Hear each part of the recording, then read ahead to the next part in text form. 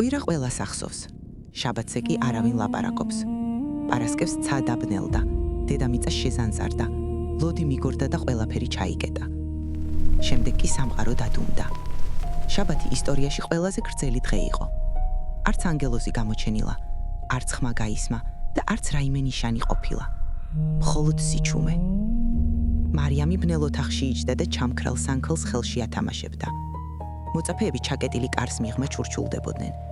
ერთ-ერთი მათგანი კარს მიშტერებოდა, თითქოს მზერით მის გაღებას ცდილობდა. ისევ ღამე მოვიდა და მაინც არაფერი. მას სანთლის დანთება შეეძლო, თუმცა არ ანთებდა. სანთლის დანთება იმის აღიარება იქნებოდა, რომ სიბნელე რეალურია. ამიტომ სანთელი ეჭირა და უბრალოდ ელოდა. დაპირების, ნიშნისა და მტკიცებულების გარეშე. სწორედ ასე გამოიყურება რწმენა მანამ სანამ სახელს დაარქმევენ. მერე კი განთიადი დადგა.